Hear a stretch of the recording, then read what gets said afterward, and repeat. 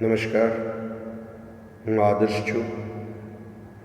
Adarsh Education Society welcomes you all here. Let's move ahead, dear student friends.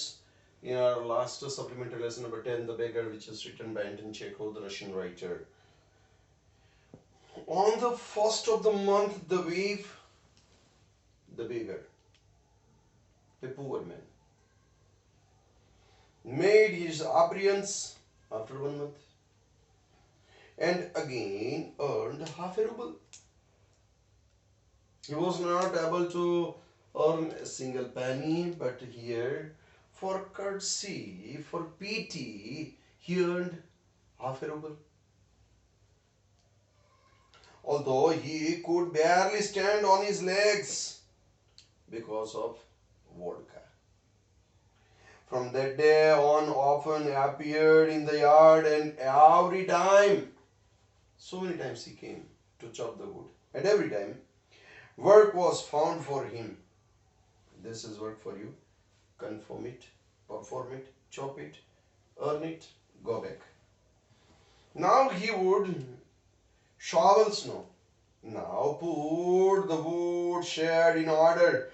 Now beat the dust off rugs and mattresses.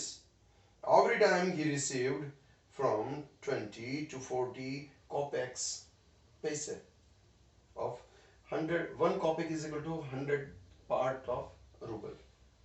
20 to 40 kopecks, and once even a pair of old trousers were sent out of him.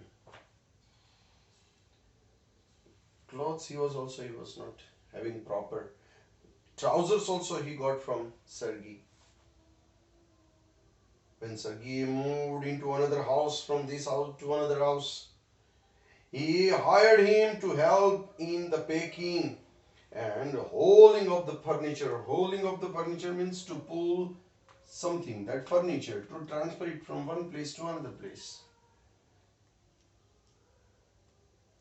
This time the waif, the beggar, was very sober, with gloomy, in sad mood, and so silent. He hardly touched the furniture. He was called here for hauling, to transfer the furniture from one place to another place, but hardly he touched the furniture, and walked behind the wagons, hanging his hand, not even making a pretense of appearing busy. Pretense, artificial attempt that I am busy. For that he never tried even.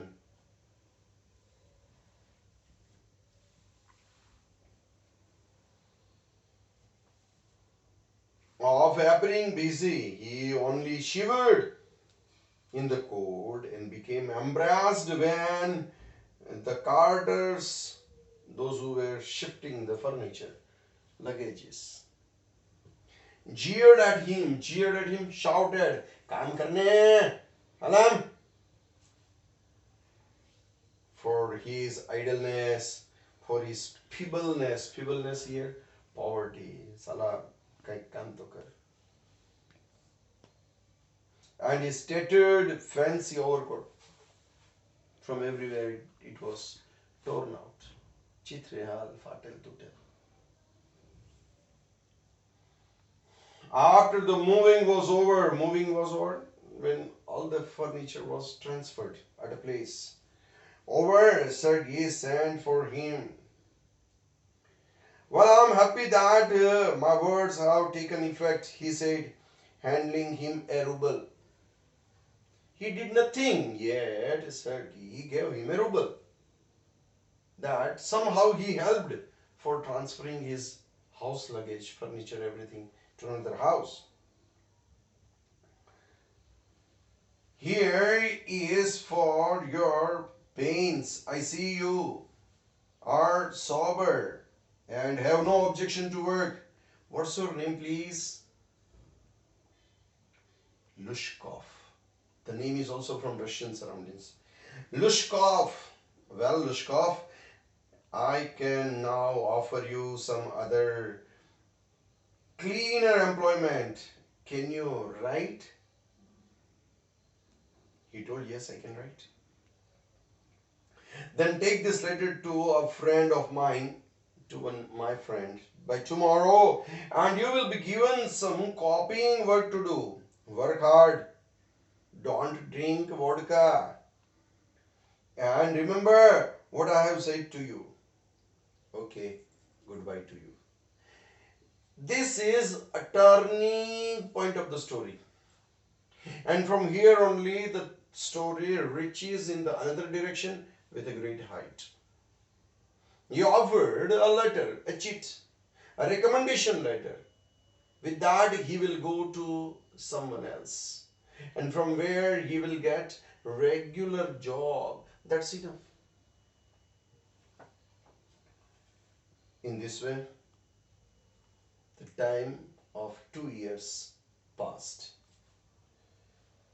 Went by. Then one evening, Sergei was standing at the ticket window of a theater paying for his seat.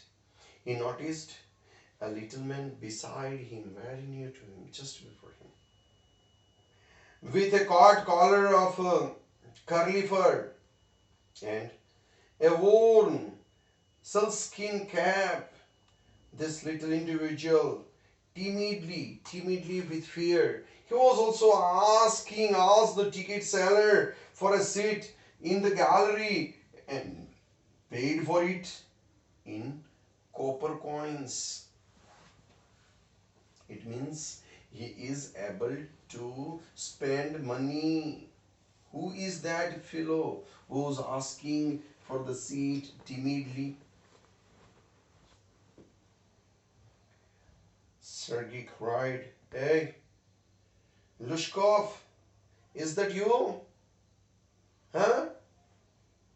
Recognizing in the little man his former woodcutter. And now he is not a woodcutter. "How are you? What are you doing? How is everything with you? What's your life?" At the time he replied, "Everything is all right. I am a notary." This is the change. This is the turn of life. Now he is a notary. A well experienced lawyer can get that designation. That designation he got as a lottery. Now, and I am paid 35 rubles a month. 35 rubles a month. Who is not able to earn a kopeck, a single paisa? But he was earning now 35 rubles per month. Thank heaven, that's fine. I'm delighted for your sake. What you have made a progress with that, I'm so happy.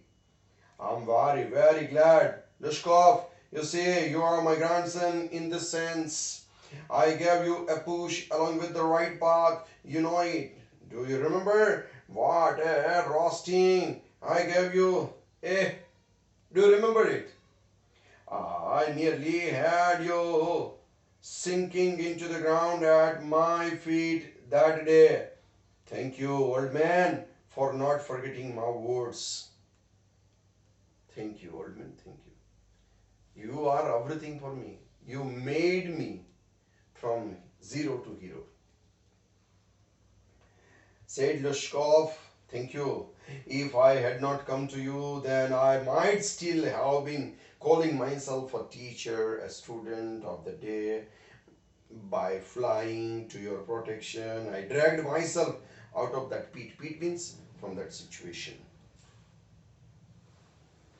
If you would have not helped me, રોજ ખોટું જ બોલવાનું છે. રોજ ખોટું બોલવાનું છે. I'm a teacher, I'm a student, I'm an artist, I'm everything.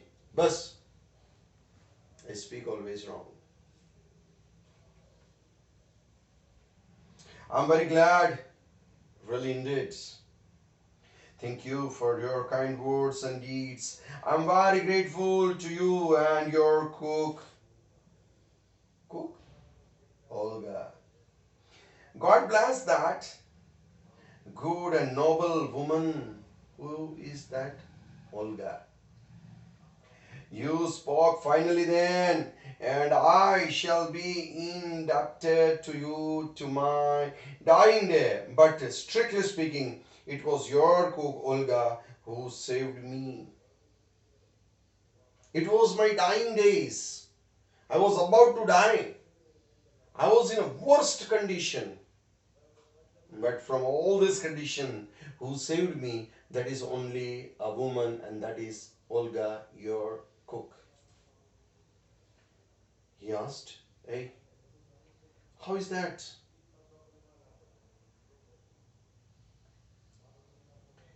Replied, when I used to come to your house to chop the woods, she used to begin scolding me. Oh, you sot, you. Oh, you miserable creature, that is nothing for you. But the ruin of life is this. You are coming here to chop this wood. Actually, you should not. She was used to scold me. And then she would sit down opposite to me and grow sad. Look into my face and weep. Oh, you unlucky man, look at my face and weep. You are ruining your life. Think it, think it. There is no pleasure for you in this world, and there will be none in the world to come to help you. In this way, if you live the life, there is no pleasure in life. You drunkard, you will burn in hell. In this way, you will ruin your life. In this way, you will face your poverty. Oh, you unhappy one. And so she would carry on. You know, in that strain only, she will scold me with such words, with such anger. I can't tell you how much misery she suffered only for me. How many tears she shed for my sake, for my life. That you are doing this wrong, you are doing this and that. That's not good. But the chief thing was what? Do you know one thing? Most important thing what I want to tell you. That is what? She used to chop wood for me. I never tried to chop the wood. In my place, she was used to chop the wood. Do you know, sir, that I didn't chop a single stick of wood for you? All the works she did. She did it all for me. Why this saved me? I don't know. Why I changed? Why I stopped drinking at the sight of her? I cannot explain why I did all these things. But there came a drastic change in my life. I know only that, owing to her words and noble deeds, a change took place in my heart. She set me right, and I shall never forget it, how she helped me in my dying, ruining days. However, it's time to go now. There goes the bell for the theater. Lushkov bowed down to Sergei and departed to the gallery. In this way, we have completed with this story with a fantastic end where the beggar was not a beggar but really a great notary of the surroundings of that province. In this way, we have completed. Whatsoever you want to write down from here, you can write down. Uh, Thank you. Thanks a lot.